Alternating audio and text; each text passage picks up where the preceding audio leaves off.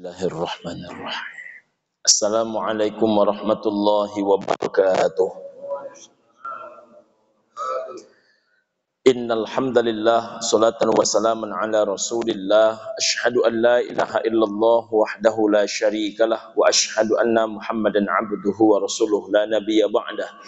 Allahumma salli ala Muhammad wa ala alihi wa ashabihi wa mawalah amma ba'du. Ibu dan bapak, orang tua kami, pengurus masjid, hadirin wal hadirat sidang jamaah zuhur rahimakumullah. Insyaallah seluruh kita yang hadir dimuliakan Allah Subhanahu wa taala. Amin ya rabbal alamin. Pada pertemuan bulan yang lalu, ibu dan bapak, kita sudah mengupas tentang kurban. Pada kesempatan kali ini kita akan menguraikan hal-hal yang berkaitan antara akikah dan kurban. Pertama, ibu dan bapak rahimakumullah, apa itu akikah? Akikah itu berasal dari kata akko. Akko itu artinya dua, ibu dan bapak.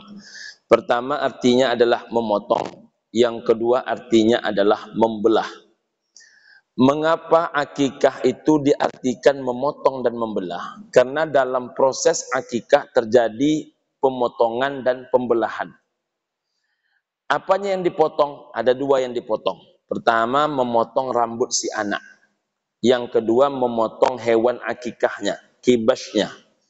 Yang kedua, membelah. Membelah itu maknanya dibelah dagingnya, dibagi-bagikan kepada yang patut dan berhak menerimanya. Maka disebutlah dia akikah, akko, memotong dan membelah. Secara syariat, ibu dan bapak, dalam makna istilah, makna lebih lengkap, akikah itu adalah memotong hewan ternak yang disyariatkan dalam tujuan menunjukkan rasa syukur kepada Allah atas lahirnya seorang anak. Nah, memotong hewan ternak yang disyariatkan, hewannya yang disebutkan hadis satu saja, qabsyun, kibash. Selain kibash, selain kambing, tidak ada tuntunannya. Jadi kalau ada orang membuat selain itu pendapat, tapi dalilnya hanya kibash saja, kambing saja. Lalu wujudnya kan wujud menunjukkan rasa syukur atas lahirnya seorang anak. Yang jadi problematika itu, ibu dan bapak, adalah kapan seorang anak dikatakan anak. Nah, kalau kita buka dalam beberapa kajian, ibu dan bapak, maka seorang anak itu sudah digolongkan dia sebagai seorang anak apabila sudah ditiupkan ruh kepada si anak. Maka berarti mulai berlakunya pada masa 4 bulan 10 hari. Jadi kalau anak sudah berusia 4 bulan 10 hari dalam kandungan, lalu si anak itu berpulang ke rahmatullah karena terjadi proses keguguran, maka ibu dan bapak rahimakumullah, berlakulah dua hal terhadap si anak tadi. Pertama, macam mana kita menyelenggarakan jenazah orang dewasa, orang yang lahir dalam keadaan normal, maka seperti itulah kita menyelenggarakan jenazah seorang anak yang sudah berusia 4 bulan 10 hari dalam kandungan. Yang kedua, kalau kita mengakikahkan si anak setelah lahir, maka kita juga mengakikahkan si anak walaupun dia wafat di dalam kandungan.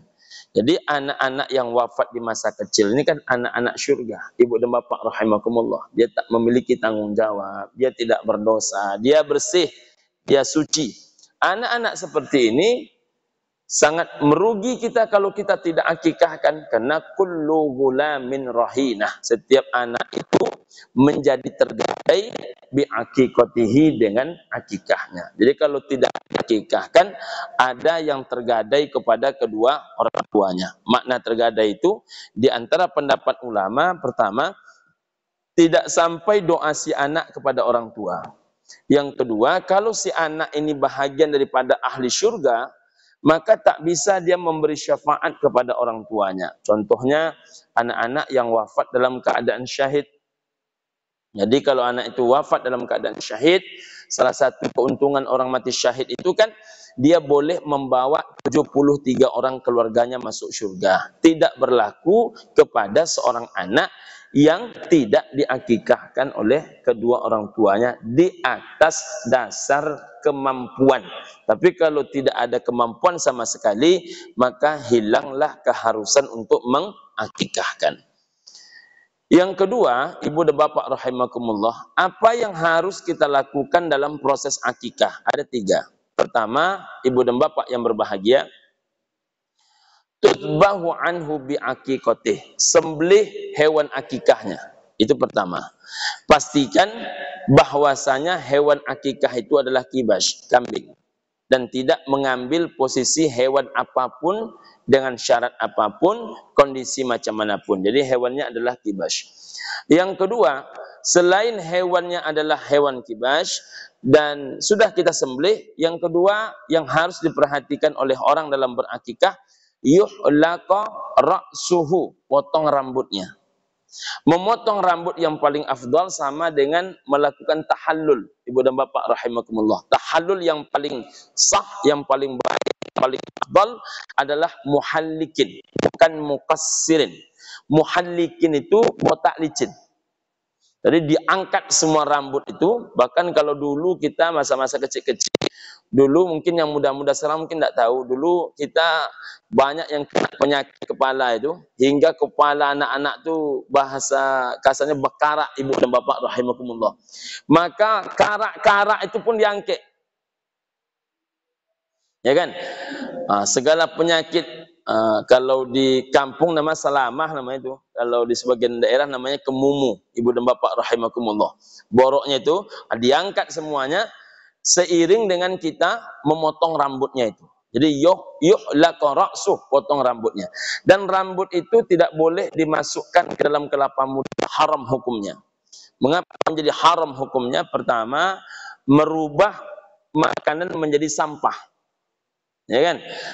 Merubah makanan menjadi sampah, tak boleh, haram hukumnya. Kedua, mubazir, sesuatu yang baik untuk dikonsumsi menjadi tak bisa dikonsumsi karena meletakkan rambut di dalamnya. Yang ketiga, menghilangkan sunnah. Apa sunnah yang hilang di dalamnya?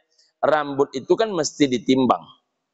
Rambut itu mesti ditimbang. Kalau orang tuanya kaya raya, orang tuanya ini seorang pengusaha sukses, duitnya banyak, maka ditimbang seukuran emas.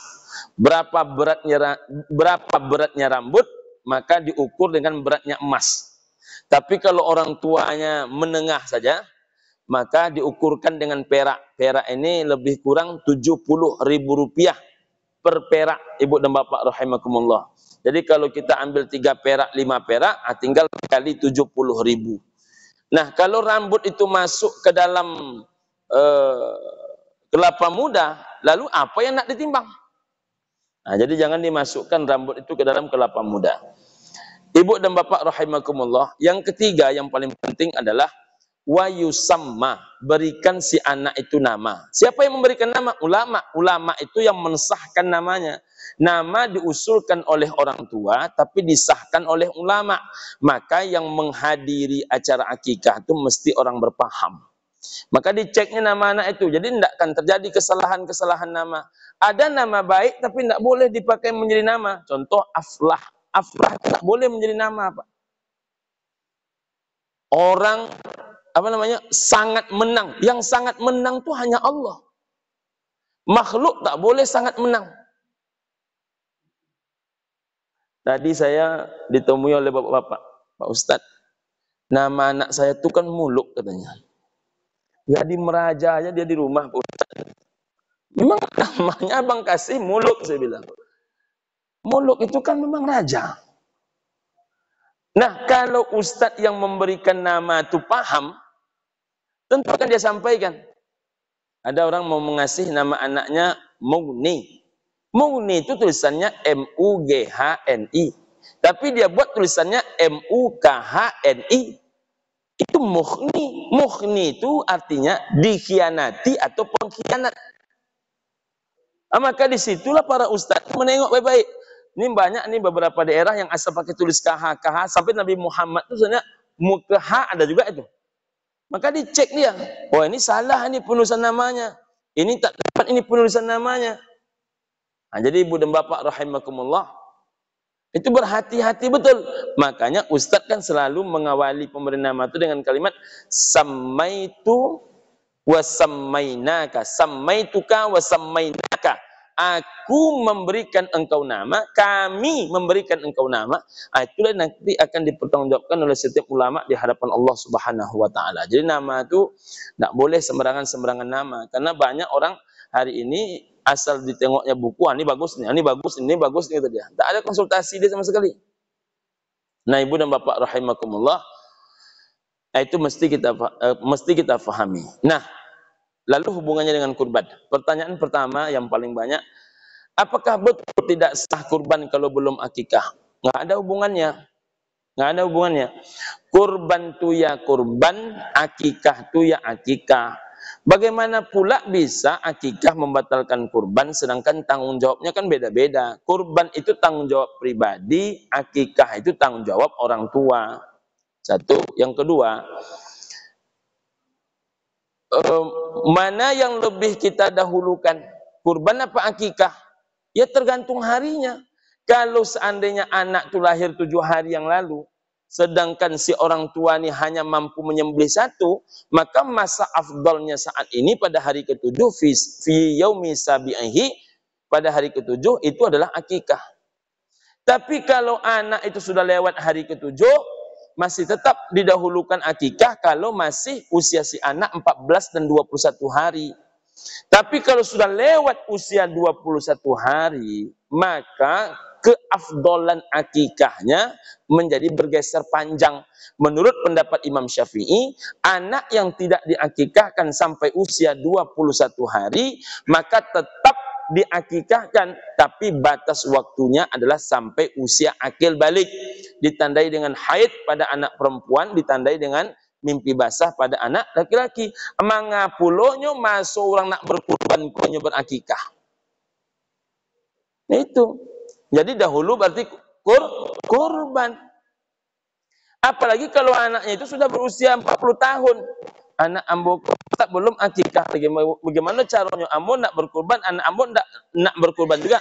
Ya kurban tetap kurban.